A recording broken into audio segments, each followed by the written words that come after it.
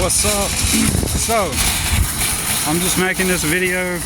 It may cut off because I downloaded a new software update and my phone has been randomly freezing up, turning off, the apps stop, everything. So has not been fun, and I may have to call the phone place to get it taken care of, or somehow, you know, over the phone, and listen to someone who can barely speak English try to comprehend complex technical problems, which is always fun. And in the past I've been on the phone with them, and they'll lie to me about the phone issue, and they'll say things like, oh well, our towers are down, and things like that, and then I ended up fixing the problem myself. So that's the fun and the joy of dealing with the phone company or whatnot, you know what I'm saying? But yeah, so there's that. And it's possible that the phone I have may be potentially, it may not work for the software. Maybe my phone's already too old. I've had it for maybe 2 or 3 years now, so it could be that, at least a couple of years, you know. So probably should have started this video in here, huh? But anyways, if it turns off, just know what's going on. Or if I just randomly stop uploading for a long time, you know what's going on. Now, you know, I talk about, I'm kind of just documenting, you know, my life situation right now. Previously I said I was going to contact someone about, they had a property where they needed someone, they were retiring, they wanted someone to come stay up there on the property and work 5 hours a week to maintain the property, and you get to live on it for free, and they were willing to build a cabin. Some people think that sounds outrageous, far out, right? But you know what? That kind of stuff does happen. You know, look at my situation. You know, I got offered a rent and work deal, you know, on the place that I currently live. This lady is just slugging along. These people, the energy out here today is just chaotic, and everybody's either really super slow. It's weird. It makes me think sometimes that there is just a collective energy that everybody is tapped into somehow, and they're attached into the grid, into the system, you know, mentally and in their heart. They're spiritually, they're connected to the system. So what happens is so they're connected to however it moves them, and they just literally become puppets. Like, I'm watching it, the way these cars are moving right now, the way the people are stopping and going, the way they were moving in the store. It's just like, you know, and oh man. So anyways, but yeah, anyways, long story short, I tried to contact those people. They never got back with me. I could not send them a friend request for the message to get through. So it's definitely in their inbox, and you know, that even that has already been done past, you know, like that opportunity basically has already passed. I'm pretty sure they either found someone or they're going through messages. So I mean, could they eventually contact me? Maybe. Should I try to? I think maybe I'll just try to write them again, you know, but that would be in another state, far away from, several hours, maybe about 5 hours from where I stay now, and that would be great. You know, that would be ideal. just to get away from everything where I'm at. You know, I don't have a problem with cutting ties with people in my life, because I technically I don't really have real family and friends. Weirdly, but I do have a couple, right? And interestingly, as time has progressed, my mother is like literally the most helpful person in my life, and the kindest and the most helpful right now. So when I was a kid, she was the most abusive person in my life, right?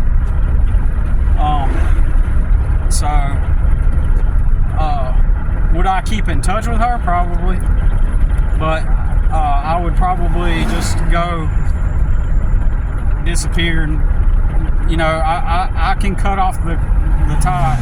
Some people might say it sounds like heartless, but, you know, technically she said even that I could come stay with her, right, if I needed to. Now, if that happens, that means I get enmeshed and immersed deep into the family dysfunction. Then it becomes a thing. It becomes a thing to where the other family, for those of you who don't know, I have a internet famous relative, a brother, and who technically he's always broke, but won't go into that right now. But everyone just loves him and that he's famous, and they actually think, I recently had a conversation with one of my sisters who said, well, I guess he just figured out a way, and you know, he just does his thing so he can make money online. I'm like, no, have you even been paying attention? Do you know anything? She thinks that that's how he does it, like, oh, he crafted some clever thing. And when she said that, it proved what I thought, what I know to be accurate about how people perceive him. They think that he's this genius that came up with this genius maneuver, and he wakes up every day and he's figured out this hack, and he's living and thriving on life. Like, it's so beyond moronic. It's beyond stupid that they can't, and they're still believing the immediate optics. They only see the fame and the pictures that he posts. He doesn't even do content anymore. He just uses his popular page as a sort of like a personal Facebook page in a lot of ways, right? So it's not even like he's using his page for like to make money, right? But he still has access to his page. But the reason why he doesn't make money off of it is because he doesn't post content. The money came from the ads on the comedy videos that he used to do. But he doesn't do that anymore because he wants to leverage his page. He actually wants to wean off of his page and make money online through another means. Since his brand has been owned, he gave it to a production company by accident. It's obviously that's what's happened, because in my opinion he would probably be making like $30,000, a good easy $30,000 a month right now off of his page, with ad revenue. I've done my research on this, and you know, so that's kind of getting off topic, but kind of got home too quick. So I'd rather be making this video like indoors, or not while I'm having to do this, because this is the part where I start to get distracted. I start to think about, well, I gotta roll my windows up, I gotta get the bags in, I gotta go in, I gotta start cooking dinner. And it's like I pick the wrong times to start doing videos. And what happens is when I start a video, in my mind I see the bullet points, and I'm thinking, okay, I'll just spout off these bullet points and it'll be done. My point comes across, but then the words that actually come out end up being like a long monologue where as I'm talking, I'll remember one thing and then I'll thread off onto the wrong conversation, you know.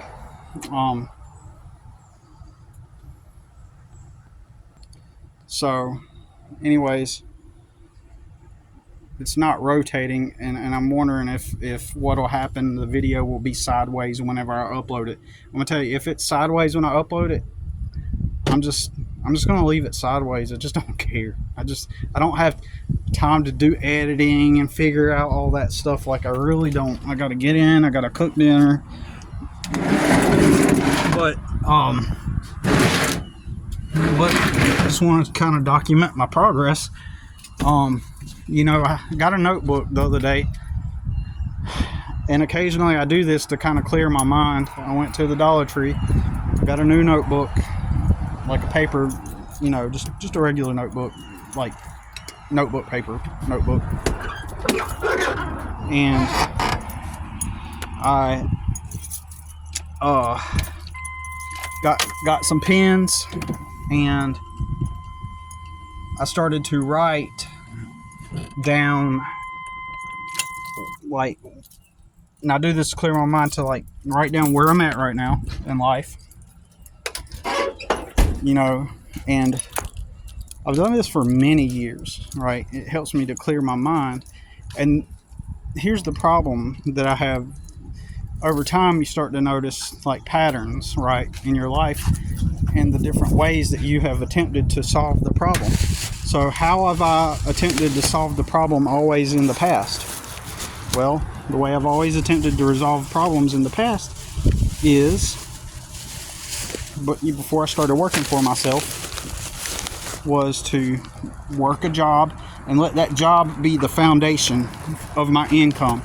Let that be the foundation, you know, let that be the steady, consistent income.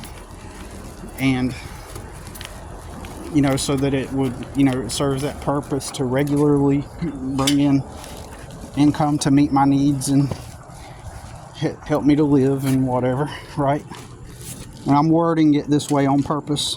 You notice I'm talking in regular programmed person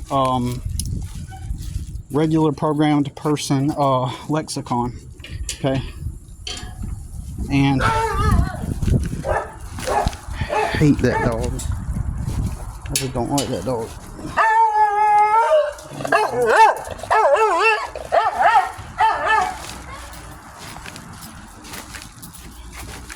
It's like that dog has Alzheimer's. Like it always comes and barks at you like it done forgot who you are before. And also the way it barks, it's like a desperate cry, a desperate whine, like it'll go.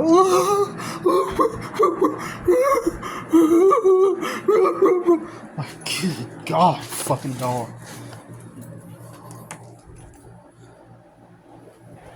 And it's like, anyways, it's like,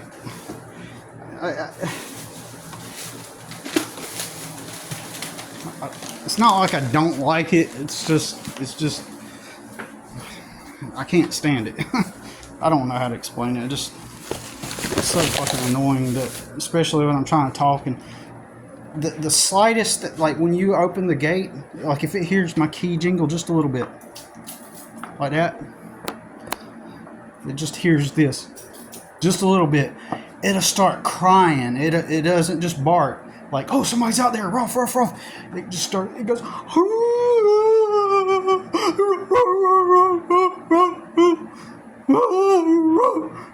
like something's clamped down on its leg. Oh, and then it'll come out and it'll be like, woo, like dramatic, man. So crazy, man. Which is weird, isn't it? You know, of all things, of all circumstances, right? There's something off, something odd about that, right? Like, there's something odd and off about that in my life, right? Like, of all things, it couldn't have been like just like a normal barking dog, you know what I mean? It's just one of those weird outlier things that happen at the micro level and at the macro level. It seems it's like they're all. It's weird. I wish I could better explain it, but So, anyways, getting back to what I was saying, I'll try to remember what I was saying. Like I said, I'm already distracted. This is why I try to make videos in my truck. I made a bunch of videos actually, but guess what happened to them? I've deleted them all. Why? Because 30 minutes into the video, here's what happens. I record tons of videos. Then about 30 minutes into the video, what happens is all of a sudden it's too hot and the phone cuts off. This was before I downloaded the software. This was just the heat, right? This was just the heat from the, because I don't got air conditioning in my truck. The government, fraudulently not only took away my license, but by proxy they took away my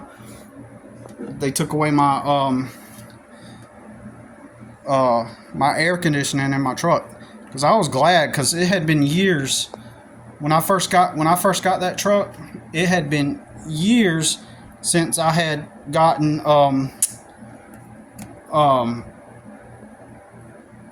sorry, I'm doing something. Ugh. It had been years since I'd gotten some had a vehicle with air conditioning in it. Like, I went years. None of my vehicles ever had air conditioning in them, except for like once or twice or something. And then it would never last. It would always go out, right?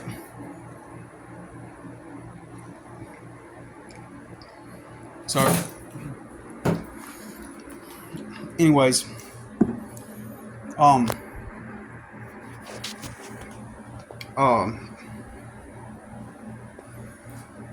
and then I get this truck, and the air conditioning's working fine. I'm like, yeah, it's great to have an AC in my truck. And then the government takes away my license fraudulently. I win my license back, get my truck back. It's set so long that it's leaked out, right? So I've made a ton of videos, and I just have to delete them because I say to myself, well, I'll just make a part 2. When I get the time, I'll make a part 2. Because once it overheats, you can't record anymore. And so I go the rest of my day and go about and do my thing. And then I'm extremely tired and I'm coming back home or whatever. And then I don't even remember half of, I vaguely remember what's on the video. And so technically I could listen to it on my phone and then be like, oh, that's what I said. And then continue the video later on and all this stuff. But I just don't have time to like keep up with it. There's even videos that Kurt made a while back that I made a video about, and I think I've already deleted it. I deleted the reply. I've done that video 3 times. Three replies. The one where he's talking about the curious case of working for yourself or something like that, or starting a business or whatever. And so I'm like, and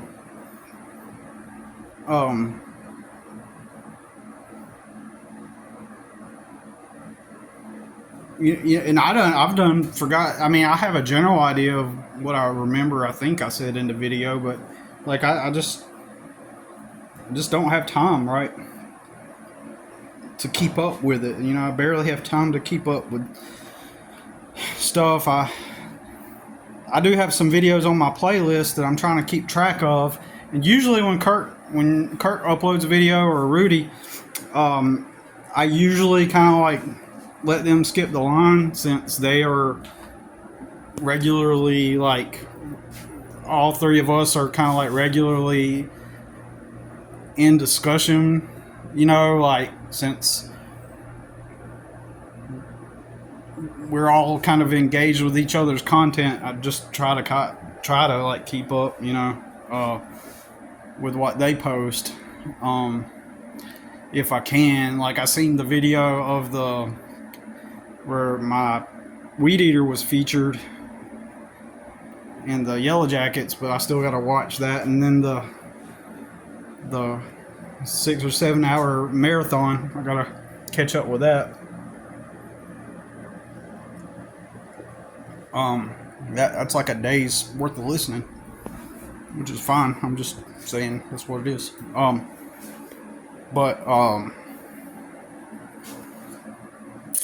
So what's going on is I'm technically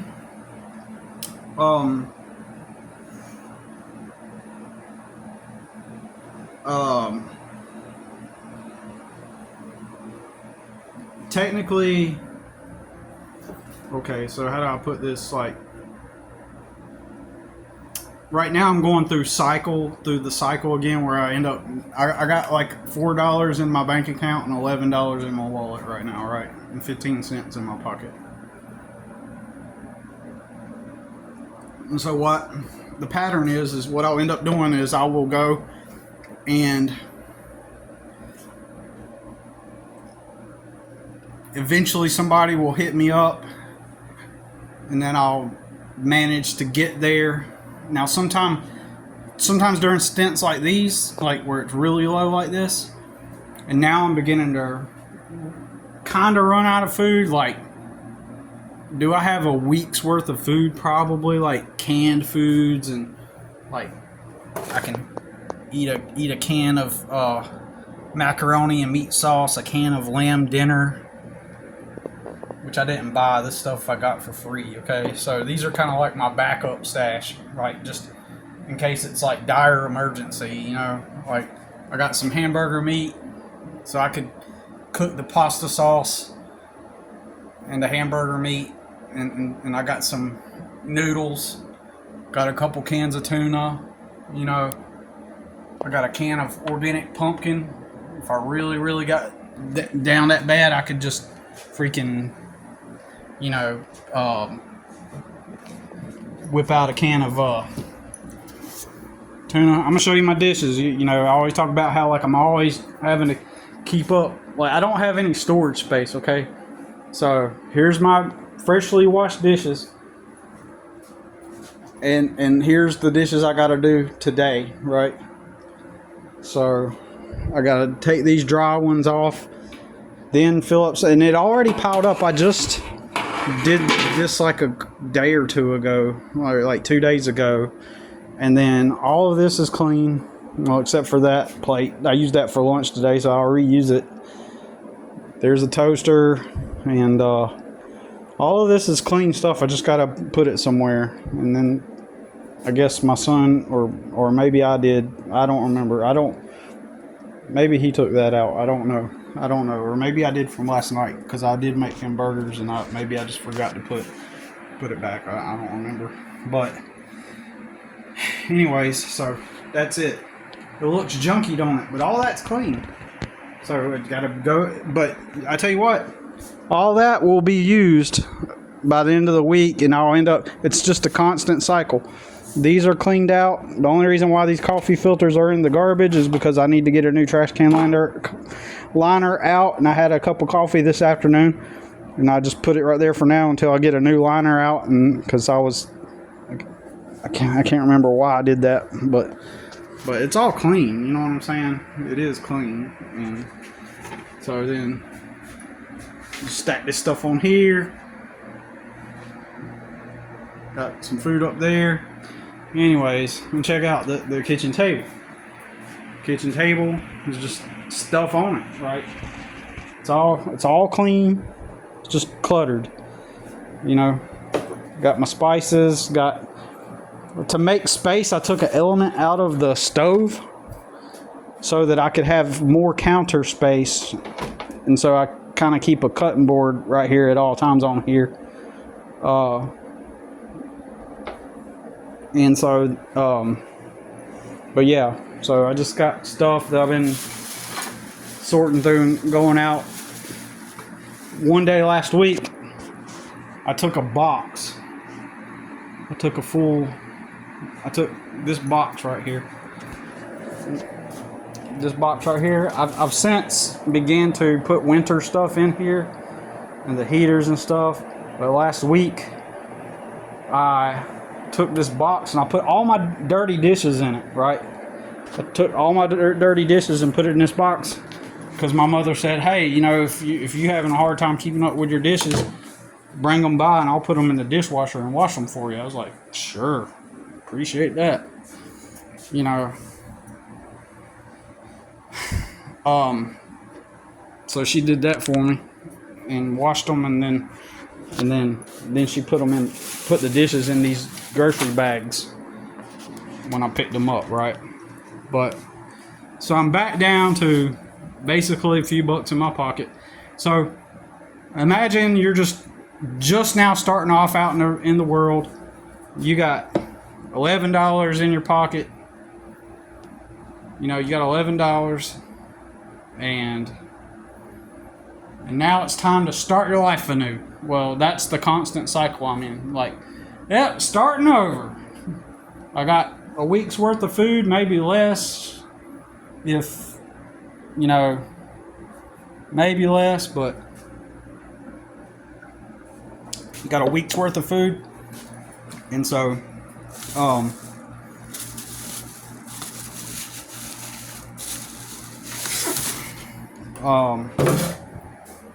let's see, a week's worth of food and starting from scratch, starting life all over again, right? Starting life all over again. I got some eggs, a few eggs. Tonight, I got 2 tortillas left. So I got a $3 fajita bowl from the store. It was on sale for $3. So I'm going to use the 2 tortillas to go with the fajita bowl, and that's going to be my dinner tonight.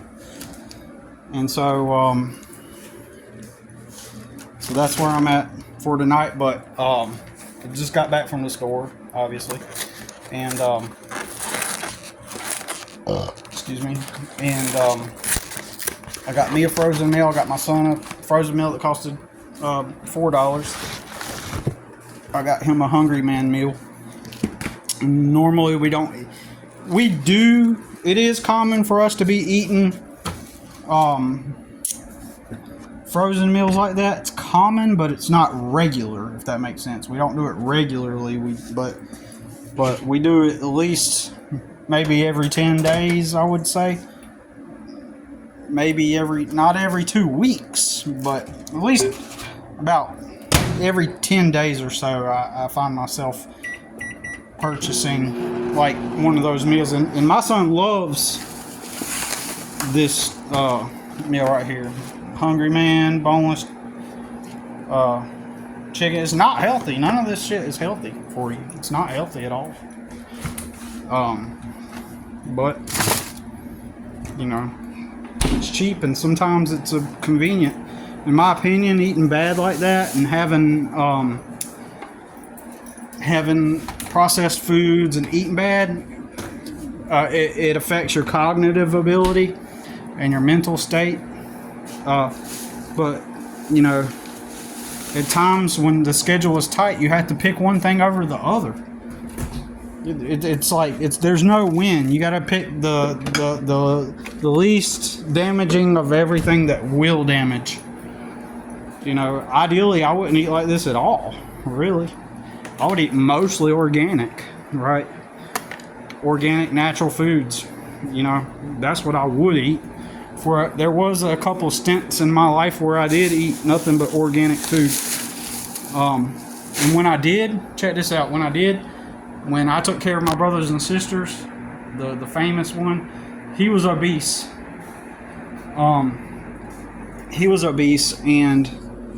And so he started losing weight because I was eating organic and I was eating smaller portions. And then he was eating smaller portions and losing weight. And my little sister, she was like 10 at the time. And she wasn't unhealthy. She was just skinny. She was like regular skinny. You see, in the South, we're fat. We eat unhealthy and we're all fat. And because my sister was skinny, See, my grandma hated the fact that I was taking care of my siblings, as some of you already know. When my dad died and I was taking care of the kids, my grandmother went to court with my mother to fight me over. She believed that my mom should get the kids. Now, keep in mind, my mom left the family, 5 kids, right? Left the family to go off with another man, and left my dad with the kids. Now, granted, my dad was a raging alcoholic. He could rage at times and other times be like knocked out by alcohol, right? But he would be abusive, and so my mother ran off with another dude and had a kid with another dude, right? And ran off with him, had another kid. So I have a half sister, okay? My little sister at the time was 4, the one I raised. And my dad just continued to drink. And then eventually they went into foster care. And he didn't change. They would hate me to say this. My brothers and sisters would hate hearing me say this. But my dad never changed. He never changed. And the only reason why he ever even changed at all was merely and only because he got cancer. Once the kids went into foster care, he didn't try to go get help with his alcoholism. In fact, I would say he was in denial of his alcoholism.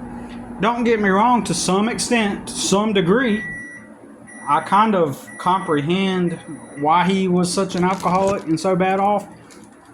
One being his upbringing, right, that he was part of in his dysfunctional family. His dad died when he was a baby, so he was raised by his stepfather, and who had a tobacco farm. And you know, we're in the Carolinas. This is like total southern, the most southern Carolina East southern shit that you will hear.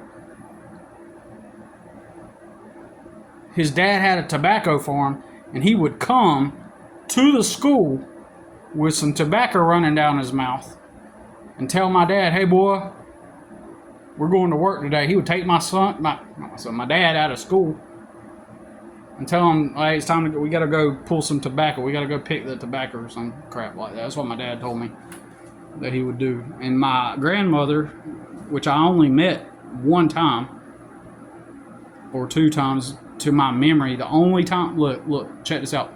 The only time I met my dad's mom, like, that I remember seeing her alive, was we went to her house,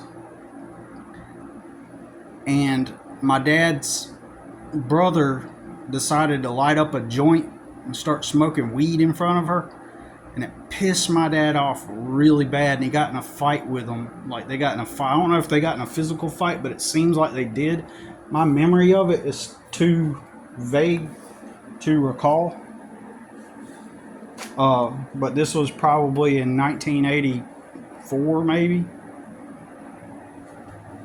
I would guess it's 1984. It had to have been like 1984, maybe 85. Very vague memory. But my dad got really pissed at his brother because he was going to smoke a joint. I'm pretty sure that's what it was, and they fought. And it wasn't the first time my dad fought with his brothers. My dad once upon a time owned a monkey, and that same brother, I believe it was the same brother, killed his monkey. So and my dad found him at the beach and nearly drowned him for killing his monkey or something like that. I can't remember exactly what happened, but anyway, so his mom, then the next memory I have was just going to her funeral, and Dad was on the way. This is sad. He was on his way up to see her before she died, but she died while we were driving up there. So she was a World War II nurse, okay? So, you know how in the United States, you know, the war brought the economy back in World War II, and so she was a nurse for World War II during that era, and I don't know that much about her, but my aunts, I met a couple of them. They were sort of, I don't know how to explain it. You know, they were already old ladies, and this was in like 1993, right? They were already old ladies. I mean, maybe to me they were old. I remember them having gray hair, both of them. Aunt Clara. Well, Clara smoked Pall Mall cigarettes, the kind with no filter.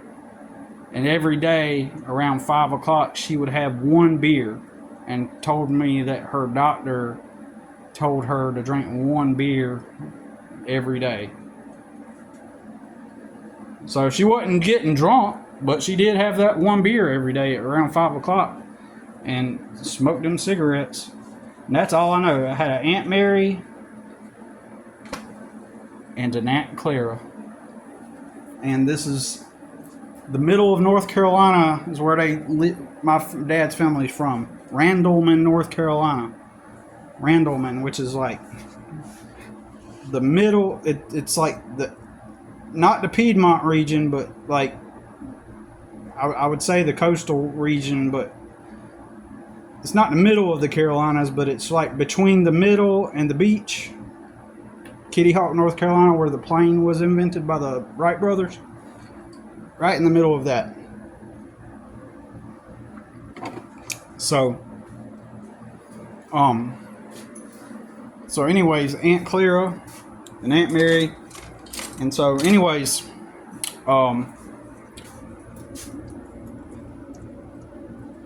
I had heard, it seems like I have a vague recollection of someone saying that my dad's mom was a hard lady, which I don't know. I don't know anything about that. But I can believe it. I don't know why I have that memory of somebody saying that. But I don't know. I don't know much about my dad's family. But anyways, my grandmother fought. So my mom had left the family, and don't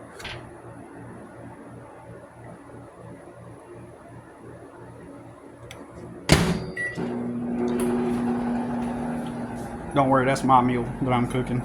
I'll cook his in the oven later. He's taking a nap. So anyways, so my mother left the family, and my mom had these dysfunctional qualities about her. For example, my mom mentally, my own grandmother, before all this, told me one time that my mother had a mentality of a 15-year-old. Okay, so my own grandmother is telling me this about my mom, saying, oh yeah, she has the mentality of a 15-year-old. And okay, and so my same grandmother went into the courtroom because legally I had to sue my mom to get custody, right? I had to sue my mom to get custody of the kids since she had legal parental rights. And I didn't know this at the time, but the attorney informed me that technically, he's like, I know you don't want to hear this, but, you know, effectively, what it boils down to is she's legal parent and you have to sue her. So I filed a court order. I filed a motion, got an attorney, filed the motion, and went to court.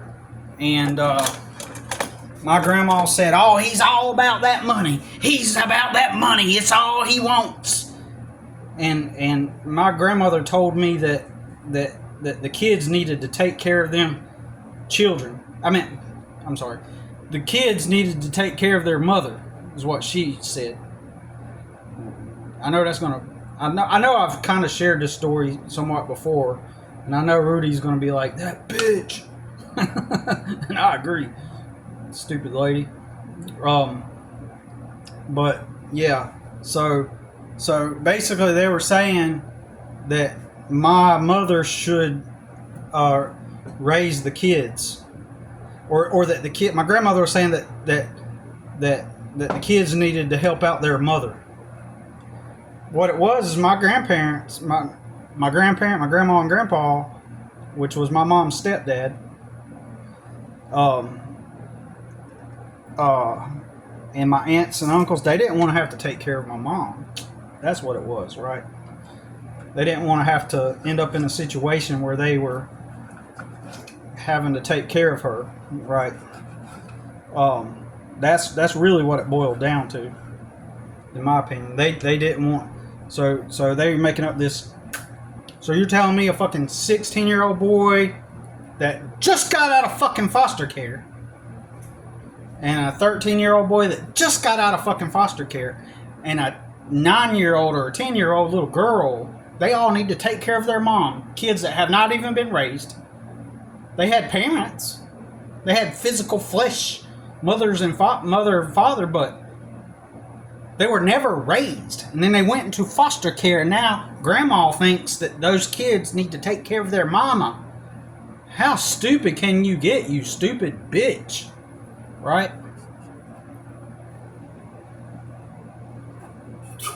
In retrospect, as I've mentioned before, I should have let my mom take the kids.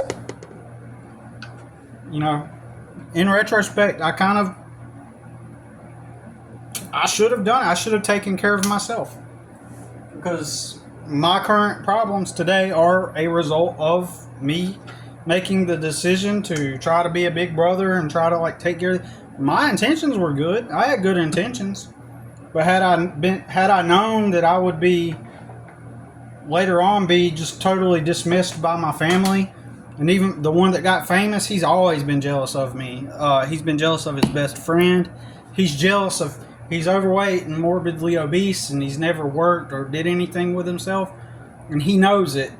And so the fame that popped out of nowhere gives him a medium to portray himself in a light that assumes that he's this hustler, gangster, hustling, positive individual that's on his grind. And everybody in my life, everybody, my family, people around me, acquaintances, they all go, oh yeah, you're losing weight. He lost weight recently. In the past 6 months, he's lost 200 pounds, right? And everybody's like, oh yeah, you're doing such a great job. And it's like, everybody forgot he never worked a fucking day in his life. Stupid, like mental. All these people, after 8 years of him being famous, they're still, and him being broke, he had to sell that tour bus that he had. He kept getting kicked out of his rental homes. So in 8 years, you should have already been established, right? He has made personal Facebook posts saying nobody, when they were in foster care. This is before I quit talking to him. When we were on good terms.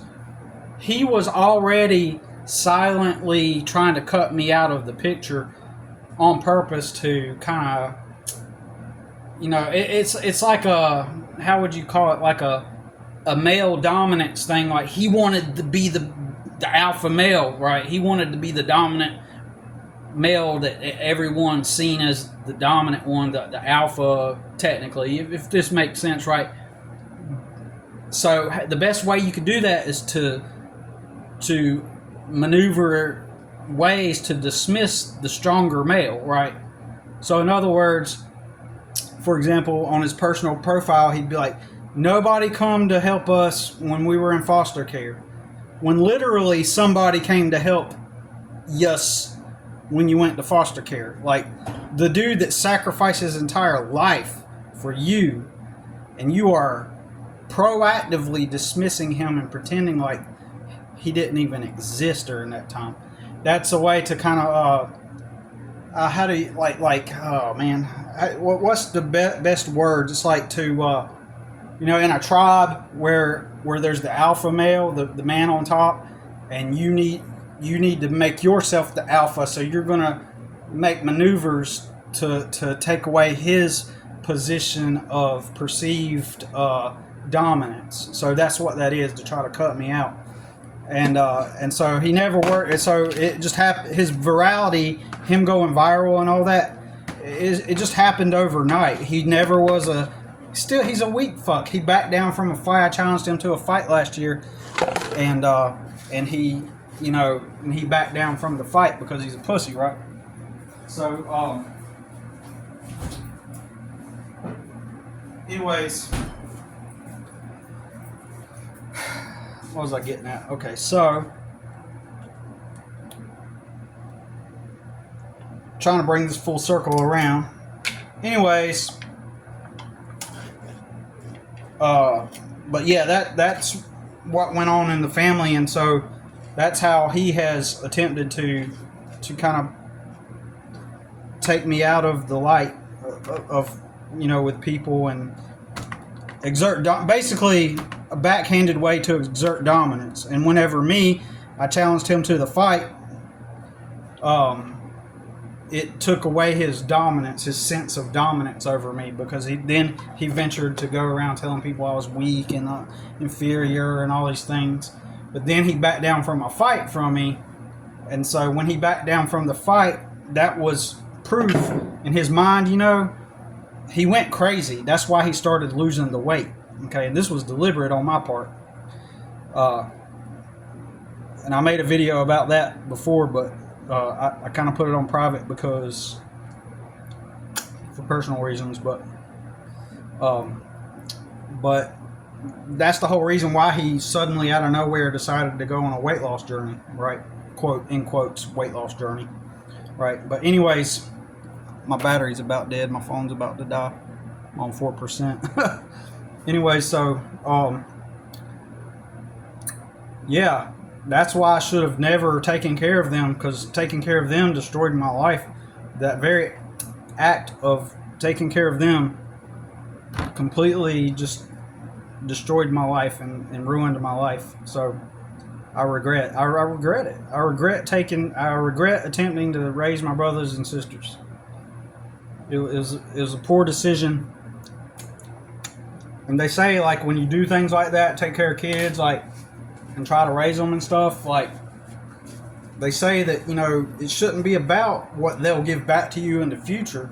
And I agree with that. But at the same time, had I known that I would have been dismissed by my entire family and been left during my times of poverty and struggle, had I known I would have been dismissed the way I have been, and kind of just like propped up as kind of like a low-key, silent laughing stock in the future, this is why I have no qualms about getting away from my entire family, and I'm kind of enmeshed in that dynamic still to some extent, and this is why I can't go move in with my mother for sure, because then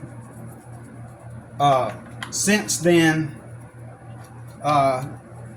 my brother has now lost all the weight, it's kind of helped him regain this soft, false sense of confidence back. Kind of helped. It was all, you get what I'm saying here? It's it was a psychological deflection. To this point, up until the time that I challenged him to fight, he had never been on a weight loss journey.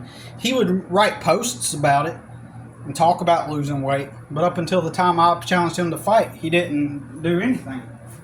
But he finally actually started to do something about it in order to gain back, to attempt to deflect everybody's attention away from him backing down from the fight, and to get everybody to focus on the weight loss. And now everybody's cheering him on. They done forgot about him backing down to the fight, from the fight. So now he has this sense of superiority again, like, he's back. Look, I lost all the weight. Everybody's done forgotten about how I was a pussy and I backed down from Billy's fight. Everybody done forgot about that. But it's okay, because he will eventually stop with the weight loss thing. He'll gain it back, because since it was all quick fix and wasn't like this long-term endeavor, since he didn't have to exert discipline. And he says he'd never used Ozempic, but all the tells seem to be there that he did use Ozempic. Of course, he because he's going to play the optics. He's going to make everybody think that he, worked really hard and that he was on his grind and he was an ambitious person and he decided to lose weight, and everybody's like, "Yeah, you're so inspiring! Wow!" That's why I say I keep saying over and over again, it is so stupid to watch these people just blindly believe the immediate optics. Like they're total automatons that have no brain. Like they can't even think. Right? It's pretty pathetic, really. It's a pretty sad and pathetic. So anyways, getting back to, on point, bringing it full circle back around, I'm like, my life is constantly starting from the beginning, and I wrote down in my notebook that, in the past, like, I would think that the job would be like the foundation to start from. Like, as long as I got the job, I can keep consistent with that, and then on my off time I can build. But that doesn't work. And if it has worked for somebody, it's because their job paid them enough to live on. My job never paid me enough to even afford a room. None of the jobs I ever applied at. People just, in their brains, they don't realize just how often I was applying for jobs. They have no lived experience to where they've been in a situation where all they do is just work jobs and work part-time jobs, meanwhile applying for jobs, meanwhile dealing with life circumstances with tons of things hurled at you, and the jobs don't pay enough money to deal with those things being hurled at you. It's not enough money.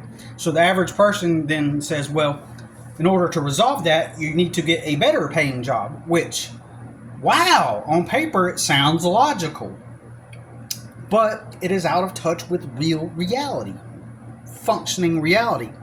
There are no jobs that will pay me enough to gain any kind of foundation. So as I am now, I'm in a constant loop. And since I've lived this for so many years, I know the math, I know the patterns, and I wrote in my notebook that I'm now aware that what I'm doing, even working for myself right now, means that I do not have choice right now.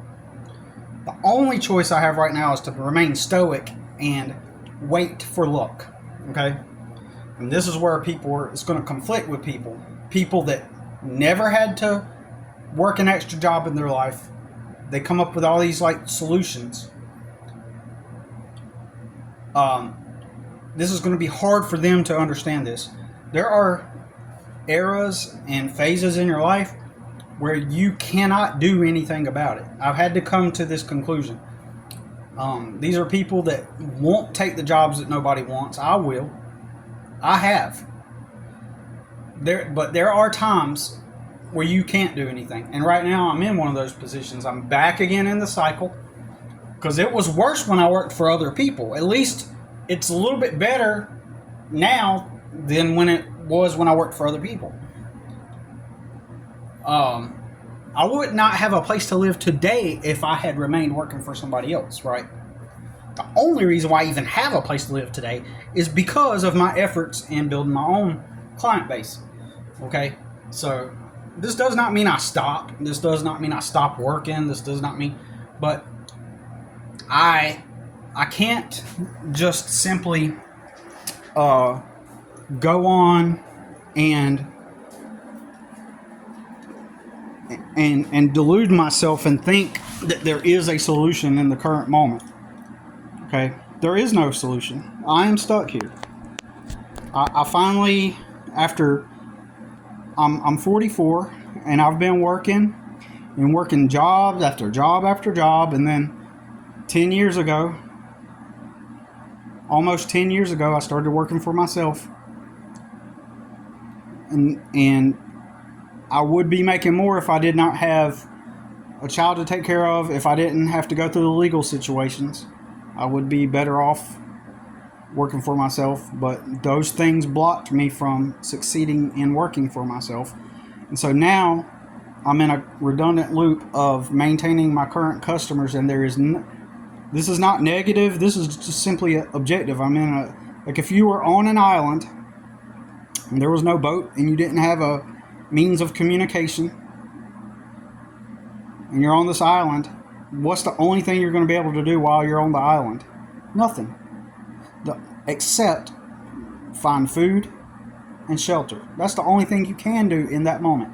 That's where I'm at right now in life. There's nothing really I could practically do to make it better, except wait for luck. But, you have to wait for the airplane to come by. You have to wait for something to float up onto shore, right?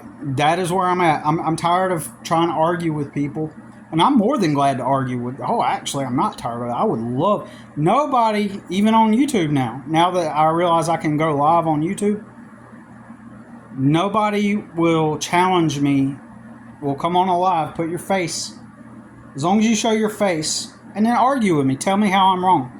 There's nothing I can do right now, unless I get lucky. Except, I invented a product. And I finally found a guy that he also invented his own product. And it's made of metal, and he got it fabricated and everything. And he seems like he would be a trustworthy guy. He has a social media presence, a rather abundant one. And so I have his access to his snail mail address and his email address. I have a product and a prototype. I got it made. I had an old buddy of mine help me create the actual prototype, and I had him sign an NDA. And so I'm going to mail this. I am going to share this product with the guy. They say don't tell people about this kind of stuff, but I'm not going to share everything. Usually when you share stuff, that's when people want to offer you unsolicited advice and, if it were me, I would do it this way and all this stuff. And so I'm trying to avoid all that crap. But I got a product, and I'm going to simply send him the website for it. I have the .com for it. I have all the social media handles for it. It's a product that will help landscapers. And I'm going to send a video of me operating the prototype because I have nothing to lose. He could take that product from me and make his own brand out of it and then go get it made and then sell it without me. Make his own product and everything. But I have nothing to lose. I don't have anybody willing to invest in me. Nobody believes in me. If nothing more, I at least want to see that product on the shelf, even if they steal it from me. I want to be able to say, look, there's that product I invented. Look at how much money it's making. If people would have only believed in me, we could have been the ones making that money. But nope, nobody believed in me. I still believed in myself, and look, I was right. You could be a millionaire. You could be a millionaire, and you could be a millionaire. And even if not a millionaire, you could be generating an income by partnering with me on the product. Like people that diss me and don't believe in me and all this shit. Anyways, I'm going to send him a letter in the mail to the website link, and I'm going to have a video of me demonstrating the product, and then I'm going to see if he would be interested in doing a partnership with me. I realize that I have to find someone who has take the risk and just tell them, hey, this is the product. You got the money and the means. Let's work together. If it gets stolen from me, whatever. But anyways, it's been an hour, and I need to get off of here and eat my dinner, and that's it. So that's where I'm at, starting from scratch, and that's it. All right, y'all. Until next time. See you soon. Peace.